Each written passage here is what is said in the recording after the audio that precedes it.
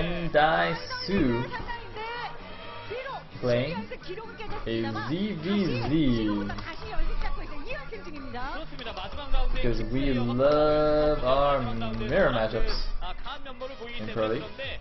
So, since Jaedong has already played, let me think, who could it be? It could be By Hero, it could be...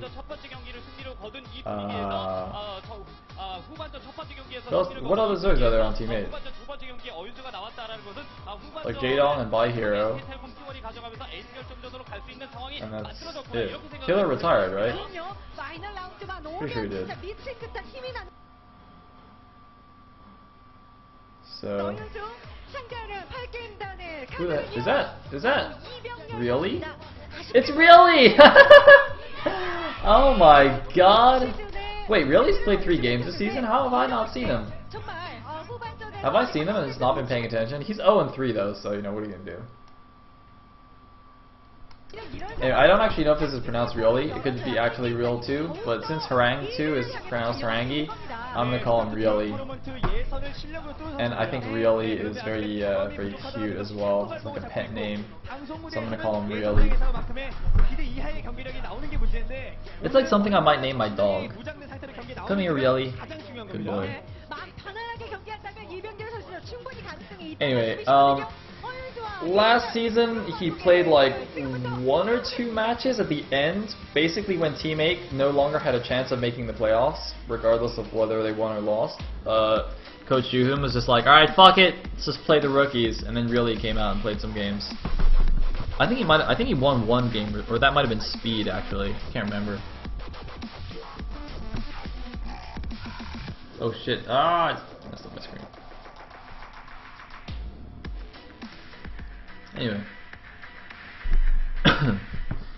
In the top right corner as the red Zerg, we have Endai Su playing for SKT. And in the bottom left, as the blue Zerg, we will have Really. SK텔레콤 T1의 어윤수 선수입니다. 어윤수 선수가 위쪽 빨간색 저고요. 아래쪽에 배치되어 있습니다. Okay, so 이병렬 선수 파란색 플레이하겠습니다. 네, 방송 무대에서는 제 실력이 좀 안 나오는 이런 그 약점이 있습니다. 이병렬 선수. 하지만 팀이 포스트 시즌까지 간다고 가정했을 때 이병렬 선수도 분명히 it's completely blank for a second. We have a ZVZ on Cloud Kingdom. And it looks like we have... That guy looks like a mini Null Raw, actually. Is it just me? Wait, no, not quite Null Raw. Somebody else. Like, the glasses and the eyes are kind of like Null Raw, but... I don't know. Maybe a Null Raw combo with someone else? I don't know. Hybrid. Anyway. Both players are just running up, no temple shenanigans. And... yeah. By the way, someone just said in the chat, why am I so disrespectful to players? It's tough love, man. It's tough love. It's so funny because, like, I get some of the YouTube comments are the same. It's like, Sayle, you always say how you don't want to disrespect the players, and then you disrespect them anyway. You just BM them like crazy. It's tough love, baby. I tell it like it is. And by that I mean I love making fun of players. It's so much fun. We do have a 15 hatch versus 15 pool, by the way, or something of that nature. So that's definitely going to favor Really here. Aw, so cute. Yeah, I don't know. It's kind of like the Nani, like that's what it's kind of like the Naniwa attitude. Like that's why he's one of my favorite players. It's like the attitude where, you know, like he calls himself the TSL loser, even though he got second place. It's just like, you know, very very harsh on yourself and on others as well. And I think that's a good way forward. That helps everybody improve. And I welcome all harsh criticisms on myself as well. Whenever someone's like, "Oh, Sayle, your commentating sucks. You sound like a 12-year-old girl," I'm like, "Oh, well, thank you. The second part's a compliment, but to the first part, I will try and improve that." Yeah, I'm not like Day9. I don't have any friends like filtering out comments to only make me hear the nice ones. I love getting like people just completely blasting me, because that's like motivation to improve as well, right? Because if like a lot of people say terrible things about me, I'm like, oh, that sucks. I want them to say less terrible things about me in the future, and then I get better. So anyway, looks like Overlord's finally making their way across the map. Gonna check out. Gonna check out their opponent's bases. And looks like we have Zergling's speed on the way now for Really. And I don't see an upgrade yet for what's his face, for Sue. Might have started his gas a little bit later. That's probably why. I wasn't really paying attention. I was too busy talking about being a terrible person and BMing players or something like that.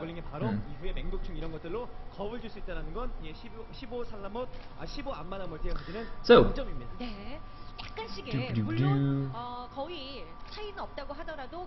looks like we have a Bailing Nest on the way for both players as a standard.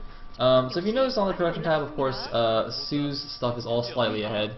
You know, he does get the slight build order advantage going 15 hatch versus 15 pool, and I believe he got his gas a little bit earlier as well. That's why his tech is all just a touch faster there. Shouldn't be anything game changing, but well, we shall see. And otherwise, both players just running up as normal. Looks like we have a Spine Crawler on the way for Really, who interestingly is actually a little bit behind in the supply, but the drone count is actually, looks like, almost even. 31 drones versus 29. Oh, 35 now. Both just making those drones. Now let's see if either player wants to go for any kind of crazy aggression here. It looks like Really is taking the more defensive stance, you know, with that Spine Crawler, and looks like Spine Crawler on the opposite side as well. But yeah, see, look, Really made the Spine Crawler fairly early actually, and is now making an Evolution Chamber to help wall himself in. He's got 2 Banelings just chilling on the ramp, but it doesn't look like he's making too many more units. And Sue doesn't seem to be doing some kind of crazy Zergling pump now either. So it doesn't look like either player is just going to go for some crazy, you know, Ling Baneling timing or bust or something. Looks like Lair's now started for Sue, whereas +1 attack is on the way at the Evolution Chamber, which finished faster for Really, but he hasn't started his Lair yet, which is interesting. He has enough, or he had enough money, but instead he's gone for the Roach one first. Okay, so this is actually the first major deviation I think we've seen in this game, aside from, you know, the opening 15 hatch versus 15 pool. Oops, that's not good. Hopefully nobody dies in the next 30 seconds. Oh, looks like there's some Baneling or Ling Baneling action going on. Both players are still pretty close in supply, so it doesn't look like anything too serious happened. Both players taking the 3rd base now. And yeah, I mean the thing is, you know, that early build order advantage should kind of what's the word I'm looking for? Like mellow out? Does that make any sense? It becomes less important as the game goes on. It's like when you get a build order advantage in the early game, if there's some kind of timing attack or something like that, then that makes a pretty big difference. But once it's the late game, like once you both kind of hit the max, then it's not like you don't really care what happened in the beginning of the game. It doesn't really matter. And whoa. Things gotta be careful. Those 2 Banelings trying to catch them, but of course without Baneling speed, it's quite difficult. It's like slow Banelings versus speedlings. So hard to catch them. It basically relies on the other player making a mistake or not paying attention or something. Anyway, 3rd base is up for both players. Looks like we have 58 drones for Sue versus just the 50 for Really. So Sue with a bit of a drone advantage here. And he does seem to be the one playing a little bit more defensively as well, really kind of running around with his things, trying to poke around here and there, but obviously with the Banelings running around, he has to be careful. And it looks like the, what is that, Pathogen Glance is on the way now for both players. Gonna start getting up there with Infestors. +2 attack now being upgraded for Sue. I thought +1 was on the way. It's actually interesting because +1 started a lot faster for Really, but now his +2 is actually slower than Sue's +2. Which is interesting. I guess partially attributed to his delayed Lair, but also I guess maybe he just didn't have enough money. He was spending his money elsewhere. Either way, it looks like we have some Roaches coming out now for Really. And oh, a Baneling did detonate there. It looks like he got a handful of the blue Zerglings, but not too many. And the Roaches are pushing those Lings back. Of course, with the Overlords all in the middle of the map, basically both players have complete awareness and vision of their opponent's troop movements. So it's very easy to kind of see where your opponent's going and, you know, move your own units to defend accordingly. So, the flip side is that it's very difficult to actually make any kind of attack succeed in this case. Even if you're trying to do some kind of multi-pronged attack with good multitasking, if your opponent just sees everything that's coming, then it's pretty hard to do anything. So that's why both players kind of poking around a little bit, but not doing anything too crazy. And now the first infestors are popping out. And that's going to make it even more tricky if you want to kind of be aggressive and poke around a bit, because if you poke in too far and you're not careful and you get bungled, then you can't even run away anymore. So definitely have to be aware of that. It's like a lot of infestors coming out now, for both players in fact. And the supplies are roughly even. Sue actually now with a slight advantage, but I mean essentially, oh no, now Relay's call out. Basically they're kind of hanging around within 10 supply of each other, essentially. And it looks like the 4th base now being taken by Sue. His +2 is also almost done, whereas Relay's is a little bit further away, but Relay is getting Burrow as well as a Hydralisk in. Now this is going to be very interesting because recently we saw a very cool ZVZ between Solkey and Hiva, where Hiva actually did this kind of mid-game switch to Hydralisks and kind of caught Solkey a little bit off guard. So Solkey was still just on pure Roach Infestor, and Hiva had Roach Hydra Infestor, and so in the first couple of engagements when the Hydras came out, he actually managed to do a really good job and actually managed to crush Solkey's army, and he was really just being very, very aggressive and pushing into Solkey's base, and he looked to be in a good position, but just unfortunately for him, he kind of got a little bit over-eager and committed with the Hydras in some bad positions and let Solkey come back in that game. But it was definitely a good transition there into the Hydras. So let's see how it works out for Really. And it looks like both players are getting Hydras now, though. Sue apparently already had his Hydra Den, just didn't get that range upgrade for a little while. So both players are going to be able to go into Hydra Roach, or going to be going into Hydra Roach, except that they're maxed now, so they'll have to build a few Spine Crawlers, maybe sack a few Roaches first. Either way. The Overseer, interestingly, is actually following the Infestors of Sue here. Look at this, Really's Overseer, but it looks like, oh, wait a minute. Wait, what? Oh, was that one of... I think that was one of Really's Infestors trying to, like, fungal all those Infestors or something while burrowed, but it got spotted or something? That was very interesting. I'm not quite sure what happened there. But, anyway. 4th base up now for Sue, and 4th base on the way as well for Really. Actually, I think it's already done.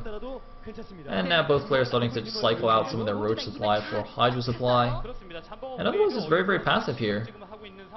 I'm still waiting for some giant engagement to happen. I mean, it's really going to come down to the arc, the positioning, the fungals, but oh, look at this, hold on, finally we do have a bit of a sneak around by these Roaches, and this is very, very smart, but looks like simultaneously really going for the attack here. Sue, I think he might have a slightly better position here, a slightly better concave, but it's still just the huge fungals on everything, make it very, very difficult. The Hydras on the high ground doing massive DPS. Oh my god, there's actually so many more Hydras for Really right now, but the front line of Roaches is wearing thin, and you don't want the Hydras to be taking damage from your opponent's Roaches unless you can at least just get the fungals off, and prevent his Roaches from ranging you. But it looks like this army is going to crush through here and take down the 4th base. Meanwhile, though, the counterattack in the natural for Sue is still alive there, still doing a good job. So both players doing a lot of damage to each other. And look at this, the counterattack with Roaches actually killed the natural, so Really kills the 4th base, kills most of the units, but meanwhile the Roach counterattack kills his own natural, and now the Roaches are running into the main base, and they're even going to burrow. So these Roaches are still going to continue to be annoying later on. However, this big Hydra force, the Hydra Infestor with a few Roach force, is actually very, very strong here, moving into the 3rd base of Sue. Can he hold on here? It looks like he's got a pretty good position at the top of the ramp, and he is going to force the Hydras back a little bit. The Hydras now having to run a little bit off creep, and in a funny, in a kind of awkward position, but a huge swell of Roaches. Suddenly, we have a million Roaches come in. Oh my goodness. And now the Hydras and Roaches are moving straight back in. I think he should have positioned those a little bit better. He kind of had the Hydras on the side of the Roaches rather than behind them, so wasting a few of his Hydras there. But man, that was just a sudden swell of Roaches. I think a lot of those were just pulled back to defend against those Roaches in his main. But the Roaches, remember, they're still burrowed in his main base. I don't know if Sue's unburrowed them yet, but the problem is, yeah, he hasn't burrowed them, but there are some reinforcement Roaches here to take them down. And now he's losing his main army once again. Sue is in a lot of trouble. Really is taking down Sue here. I don't know what Sue can do. An Infestor pops out, but it gets sniped down immediately. Looks like the Roaches in the main base have burrowed once again. There's no Overseer there to help out, but it doesn't even matter. I think Su is completely dead now. There's no way that he can stop this army. He's at a 120 supply against 150. He's trying to come in here. He gets a bit of a good angle, but he's lost his third base. So now Su is down to just his main and his natural, with his main probably getting, well, probably both bases getting very, very thin, whereas Su still has his main, his third, and his fourth base alive. He only lost his natural in all this. He did take a bit of damage as well to the drone count in the main, but that's not the biggest deal. And finally those roaches do get cleaned up, so now all Su has left is this small force trying to defend this third base that he has, or rather is trying to retake. But I don't think he can hold it. Yeah, all these units charging in for Rioli, and Su in full retreat back to his natural, but again he's down 50 supply, so even if we might actually once again buffer into GG, even if it is, I mean, this game is basically over. I mean, he's trying to hold on here, he's got some spine collars in position, he did a decent fungal there, but this is not going to be enough. Rioli's just way too far ahead here, and Rioli might actually get his first win of the season. This guy's 0-3 or something like that, about to take down Su here. Basically the best Zerg on SKT, and here we go, he's rolling into the natural here. The Hydras and Spine Collar are doing a good job. Maybe the Queen can transfuse it as well, but eventually he is going to get worn down here. There's no way for him to reproduce nearly as easily as Rioli can.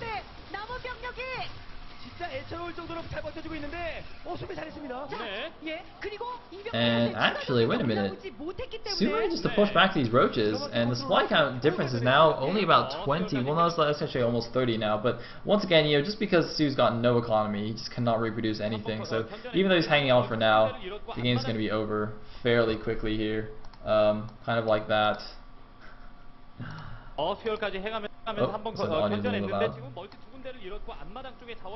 Anyway, so we get to watch the last few minutes of Fantasy GG timing in glorious 360p.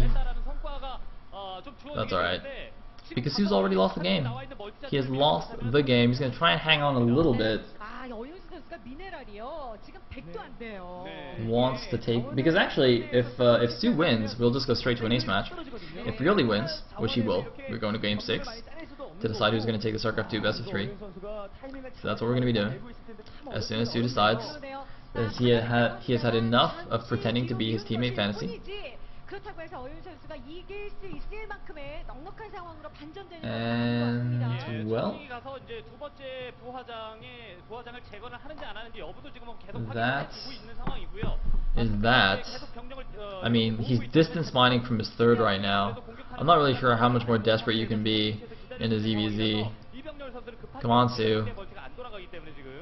I guess really you should just go and kill him, really. Come on, kill him. Kill him. Stop being so safe. Just kill him. Okay, no, it looks like Su's just going to go for an attack here. So hopefully he'll just attack the space and it'll fail. And then he will GG out.